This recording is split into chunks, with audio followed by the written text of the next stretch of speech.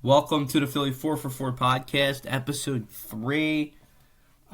This is probably going to be the last episode before Christmas, and then I'm probably going to take a little bit of a break, like maybe a week or two, we'll see, until I get the time to do it again.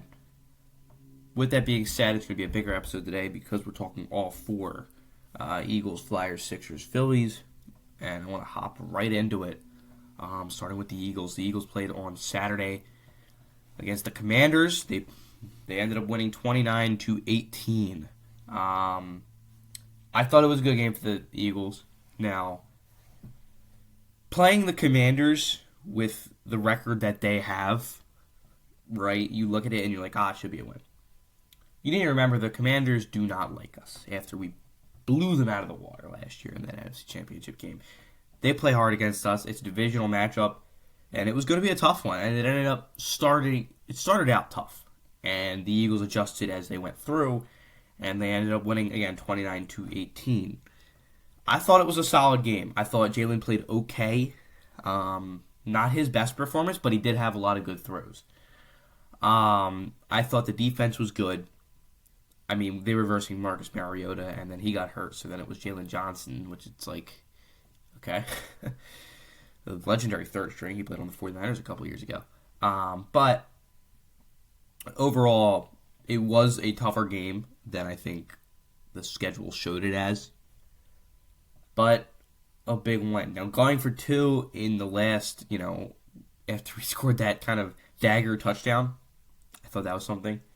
So now Dan Quinn's going to have to go out there and hurt our backups in the final week of the season. So, but overall, again, I really did enjoy it. I thought it was a good game.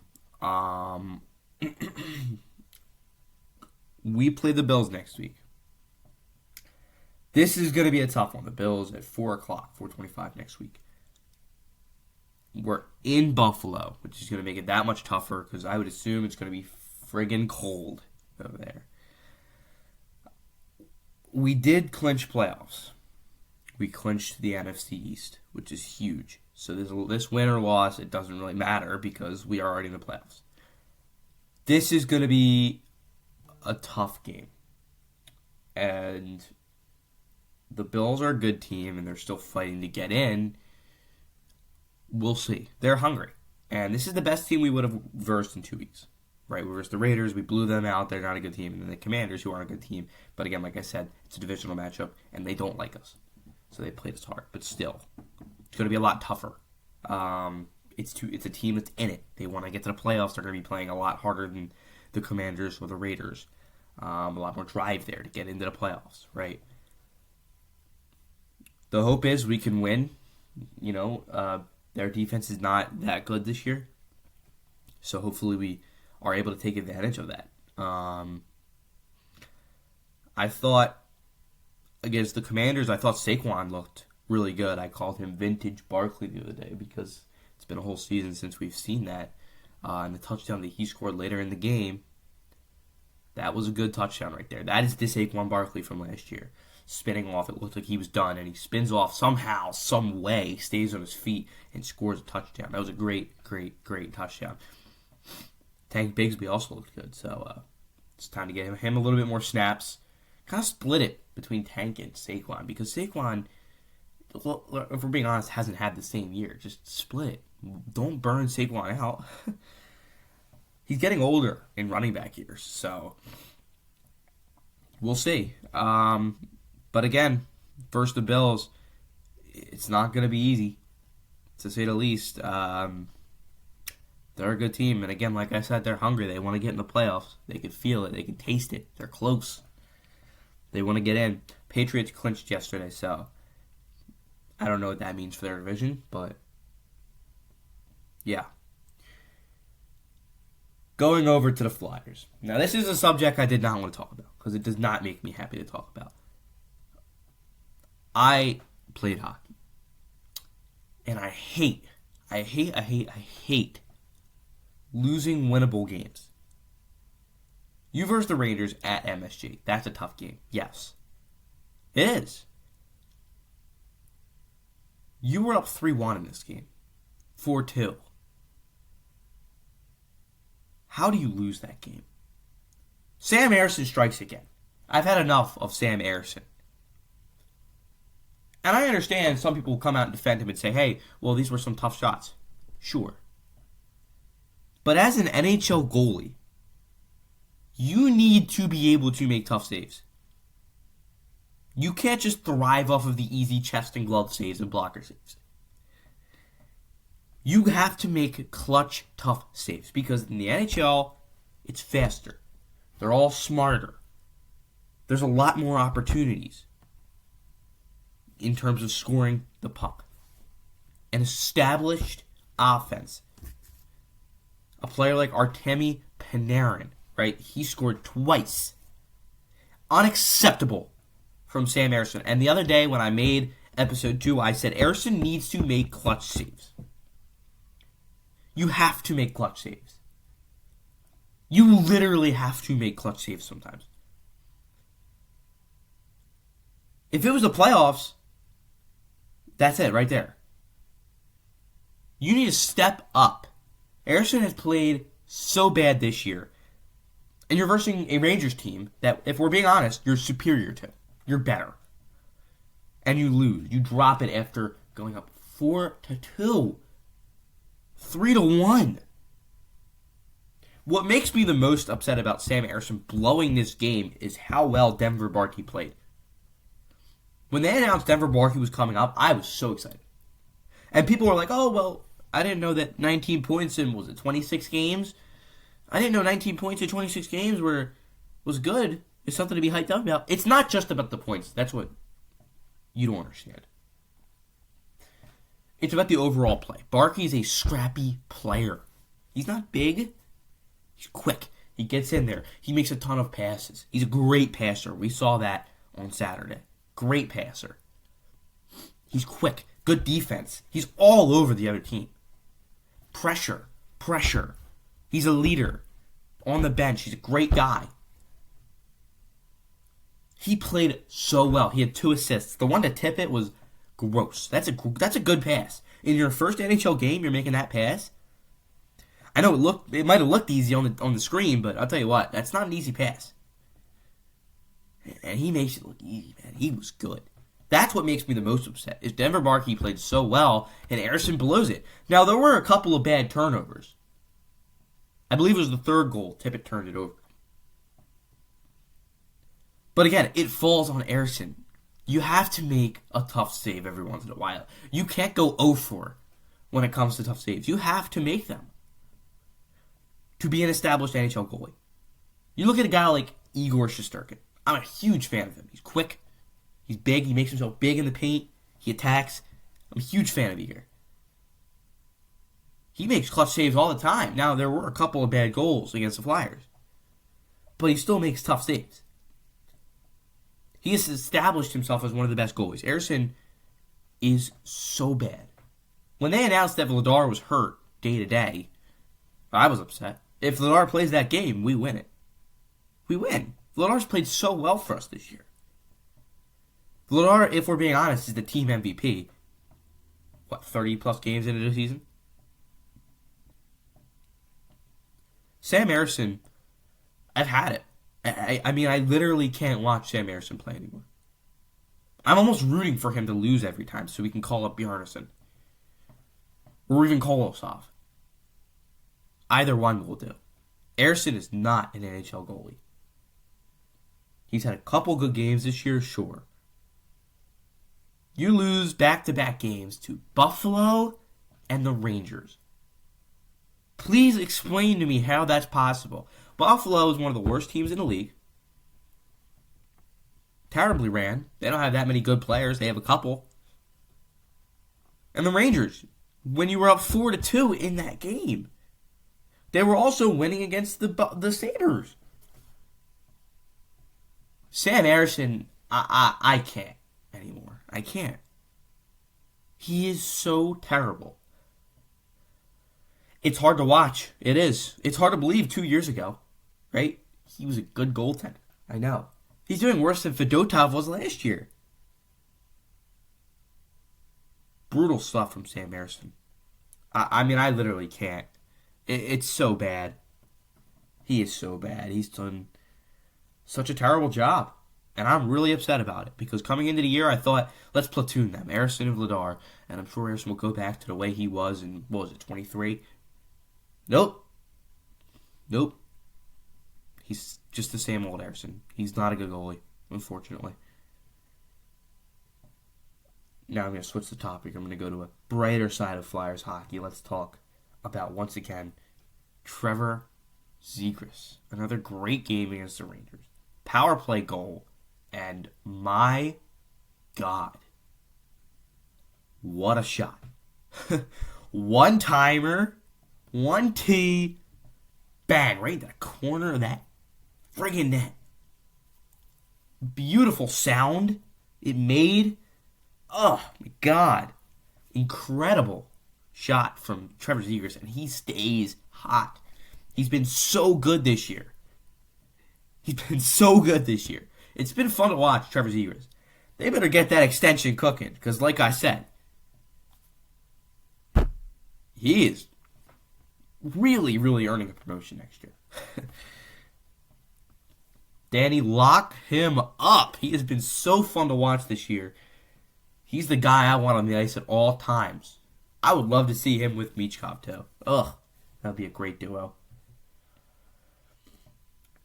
I am so impressed with what Zegras has done this year. He's been incredible for the Flyers. When they traded for him, I kind of knew. I was like, this is going to be good. This is going to work out for the Flyers. I just have this feeling he's going to be good with the Flyers. The talent is still there, and my Lord, he's been better than I thought he would be. He's been way better. He's been insane this year, and that's. I mean, wow. I'm so thankful for Trevor Zegras right now. Zegras and Vladar have saved the Flyers season. Without those two, I don't know where we'd be. And I did mention earlier, as I talked about Harrison, I want to bring up Bjarnason. I want to talk about this real quick. Carson Bjarnason's stats out in Lehigh Valley. He's played 12 games. He has a 2.5 GAA and a .908 save percentage. So, good stuff from Bjarnason this year. The biggest thing is I was scrolling on X on Saturday night, with the Eagles win, the Sixers win, the Flyers lost. I'm scrolling on X and I see Flyers clips posting Carson Bjarnason against the Wolfpack. 34 of 35 in terms of saves. He had 34 out of 35 shots. And they win in a shootout. Wow. I've liked Bjarnason for a couple of years since we drafted him. And I do think that he's going to be a good piece of this of the future of this franchise.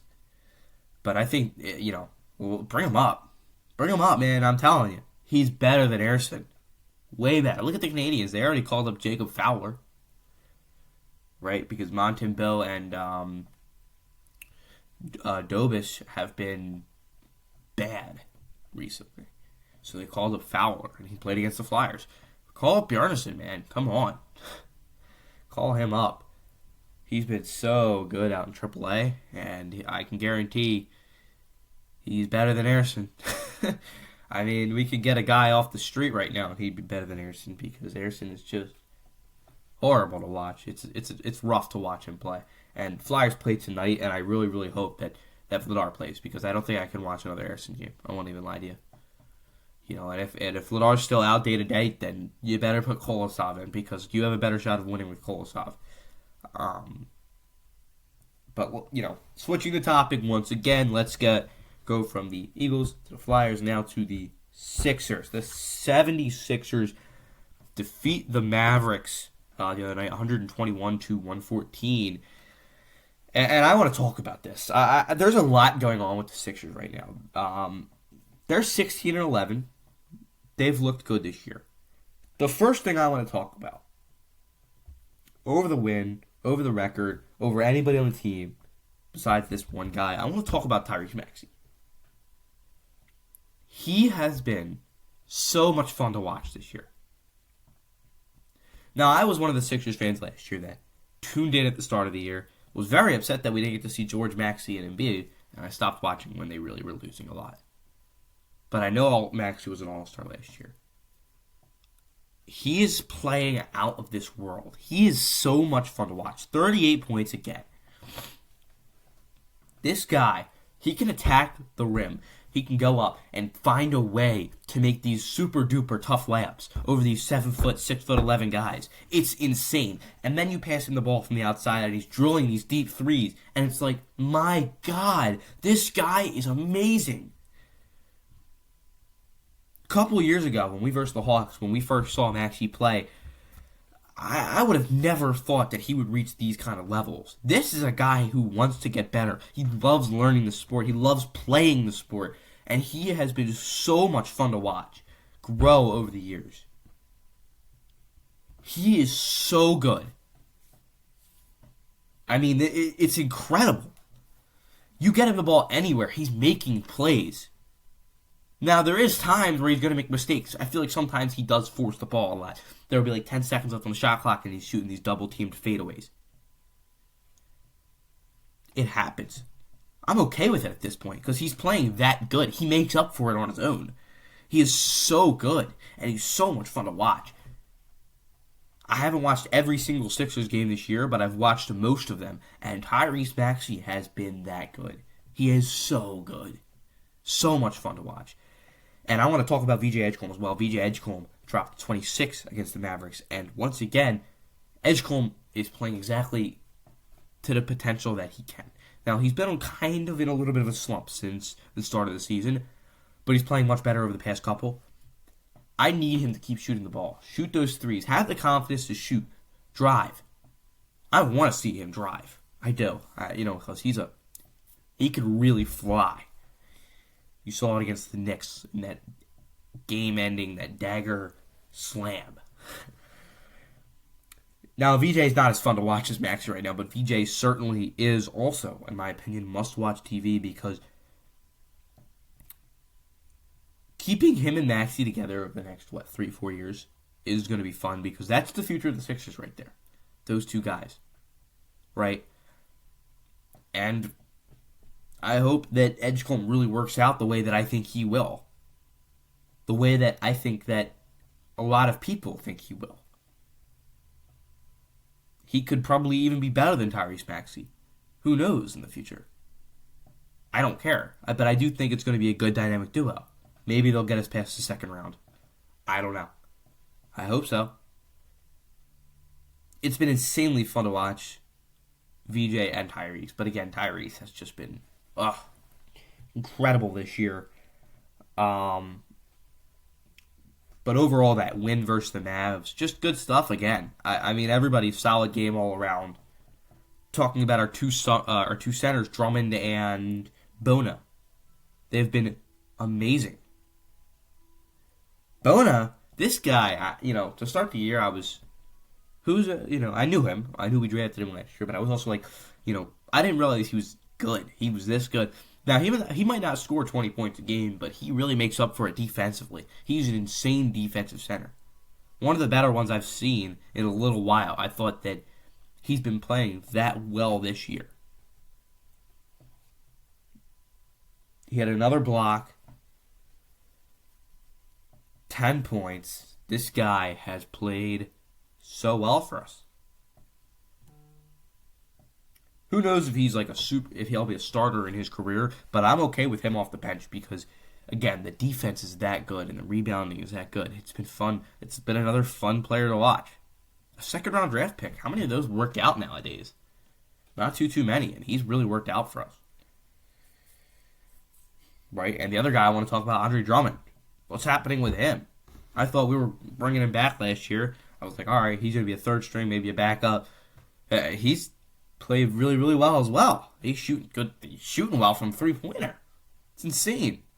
I never would have thought we'd be kicking the ball out to Drummond in the corner, drawing these deep threes. I'm like, oh my God, Andre playing great defense and getting a lot of rebounds. For an older player, it's been good. They've been replacing Embiid just fine. The Sixers over the past how many years have relied on Embiid to be the guy, to be the player to carry them and take them to miss a lot of the season. I don't want the ball in Embiid's hands anymore. I want the ball in Tyrese Maxey's hands. And I don't know if that's an unpopular opinion or not, but Tyrese Maxey has become the face of the franchise. He's grown into the face of the franchise. He's played that well this year.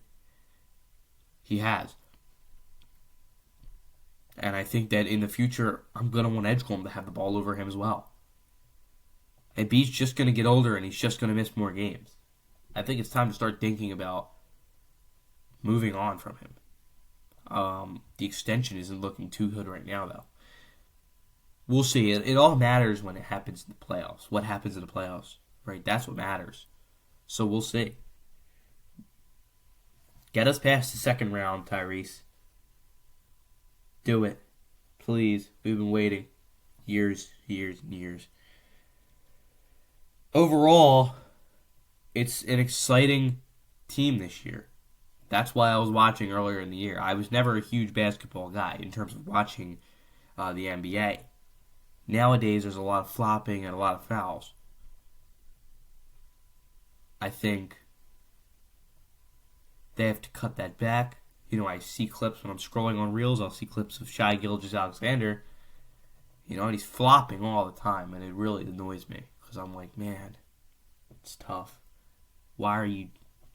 You're ruining the sport. Let him play. We don't want to sit there and watch free throws. Just let him play. But overall, again, I've loved the game the Sixers that the Sixers have played. They played so well this year.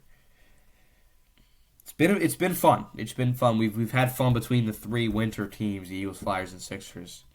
A lot more fun than I think a lot of people would have thought coming into the year. But yeah. The final thing I want to talk about is the Phillies. Let's start with, the last time I made a podcast, I talked about the move of them trading Matt Strahm. So literally a couple hours later, they would acquire pitcher Kyle Backus from the Arizona Diamondbacks. He is like a left-handed sidewinding reliever almost. He comes up from almost, I think, even lower than a sidewind angle. So I was one of the guys that kind of wanted Tyler Rogers. I wanted to bring him in. I thought that it would be a fun experiment, especially because he's a pitcher that has really carved up the Phillies in his career. They didn't bring him in. He got 3 years, 37 anyways. That's a lot of money for a 5-year-old reliever that throws 83, 85 with his fastball, right? But Backus, doing some research, I learned that he has lefties had a 139 batting average against him. 139. Now, again, he didn't pitch a lot last year. He pitched, I believe it was 25 innings maybe. Still, I'd like the addition. Now, I don't know if he'll make the Major League roster or not, but I think he'll certainly have a shot to out of camp. Out of spring training. I think that he'll definitely have a shot. Taking Strahm's place. People seem to forget with Matt Strahm, he wasn't a left-on-left guy. He was a reverse splits guy. He was better against righties. Now, I want to get more in depth to the Strahm trade and why I think it was a good trade. I've seen people complaining about it. And I've seen a lot of people be like, it's only $7.5 million. Why would you do a salary dump? Well, the first thing with that is $7.5 million for a guy that just lost his premier setup spot. Right? He might be your fourth or fifth option now if you had kept him and you're paying him $7.5 million. That's a lot for a guy that's not going to get a lot of big-time innings, or you wouldn't think. They go out and get a 29-year-old reliever with 6 years of control. Now, I don't know if Boland's going to be good or not. Nobody really does. I think personally, and I didn't mention this on whenever I made my podcast last, I think Boland could be a Cotham experiment. I think Boland being 6'6", I've seen his fastball 96 to 98. The slider's good, the curveball's solid, changeup's good. I think that Caleb Cotham can elevate him into a solid pitcher. I'm not saying he's going to be that good, but I think that he can be elevated into a better pitcher than what he was last year. As for Kyle Backus, I think that this is a good move because replacing Strahm with Backus, if Backus makes the roster, I don't know. right? Fangraphs right now projects that he won't be. Fangraphs is usually pretty accurate, but again, it all depends on what happens in camp, what happens at spring training. I think if Backus does take the spot of Strahm, it wouldn't be as notable of a role as Strahm, but I think he'd be a very good situational guy. In the playoffs, when we played against the Dodgers, obviously the only team we played, in Game 4 of that series, when he put Duran in to take on the Ohtani, right, the bottom of that order, with the bases loaded, or with 2 on. Now, once again, our idiot manager, Rob Thompson, I still don't understand this move at all. You bring in your elite closer. You bring him in a high leverage spot to do something, and you walk Ohtani, who was having a bad series, by the way. Now, I understand it's Shohei Ohtani. I do. He's the greatest. He's the best player in the MLB right now. But I still don't think you should have walked him, especially with your all-star closer that you just brought in. But anyways, you talk about Backus. He probably could have came in that spot against Ohtani. Now, who knows? He's very young. He's never had playoff experience, so maybe you wouldn't want to put him in. Who knows? Overall, I do think that if he does make the Phillies roster, he's another one that will grow into a solid reliever. Now, again, I don't think he'll be a premier setup man in his career. But again, you traded for 2 pitchers with control, with team control of the next 5 to 6 years. And smaller contracts. I do like the move. And again, it's not like a blockbuster move. I still think the Phillies have money to spend. You did not trade Strahm for nothing. I am hoping that you traded Strahm to save that $7.5 million to put somewhere else. That's what I'm hoping. In my opinion, I think you should let JT walk. Try to acquire a pitcher. And I think you should go get Bo Bichette. A power kind of right-handed bat who can play second base. I think that would be a good addition to the Phillies lineup. The more that I see it, the more that I like it. How much is he realistically going to make? Now, he had a very good playoff. But might he make $20 to $25 million? I don't know. I'm not sure. I would assume anywhere from $25 million up. But I think it would be well worth it on a 5-year deal. 5 or 6 year deal. Now, do you box yourself in with another 10 to 11 year contract? No, you shouldn't do that. But I think acquiring Bo Bichette in free agency would be the right move. I think it's time to trade Bohm as well. I think Bohm is a solid third baseman. I think he's underrated almost. But I do think his time in Philly is up. And even if it isn't in this offseason, if he remains with the team throughout the year, he'll probably leave in free agency next year. You'd think. That's why I would like Bo Bichette. Now, again, I am not in favor of bringing back JT. And I love JT, and I respect him for everything he's done. And if they brought JT back, I'm not going to be all upset. I'm not going to be throwing stuff all around and throwing fits. I'm not going to be upset, depending on if they give him 2 years over 3. If they give him 3 years, then I'll be upset. But if they give him 2 years, I won't be upset. But at the same time, he's older, and he's part of the same core that's been choking in the playoffs the past 3 to 4 years.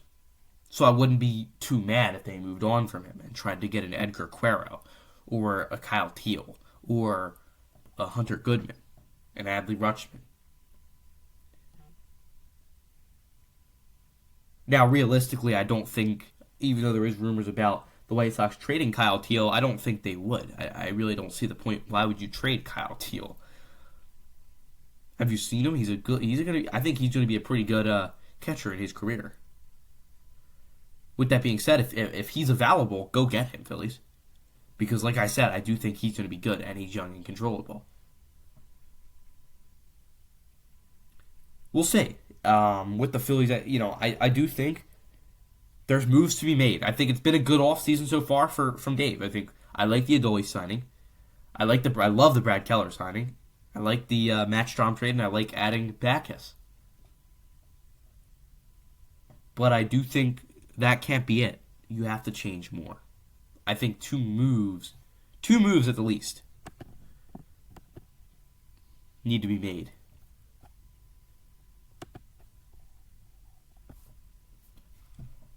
I think you can't end the offseason like this. You cannot. The biggest thing with me is you cannot run it back. You cannot running back. And you can't call adding those 3 guys that I just named running it back. Or you can't call that not running it back. That is running it back. You pretty much replaced Casti with Adolis, who, again, high ceiling, but if he hits that floor, that's not good. He'll be just as bad as Castellanos was last year. Sure, realistically, bringing back the same team with a better arm in the bullpen. The same team that can't get it done in the playoffs. Dave, do not run it back. I do think it's been a solid offseason, but it can't be over. You have to continue to work and try to get some more pieces. I think a new catcher, and like I said, Bo Bichette, or even Alex Bregman.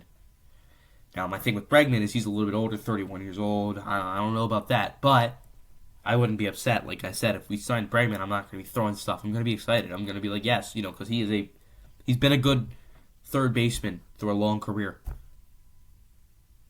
But again, we will see.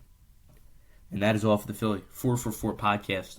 And as I said, I'm going to tell you the games. So the Eagles play Sunday at 4:25 in Buffalo against the Bills. The Flyers play tonight at the Xfinity Mobile Center at 7:30 versus the Canucks, who have been hot since trading Quinn Hughes, by the way. Just want to throw that out there.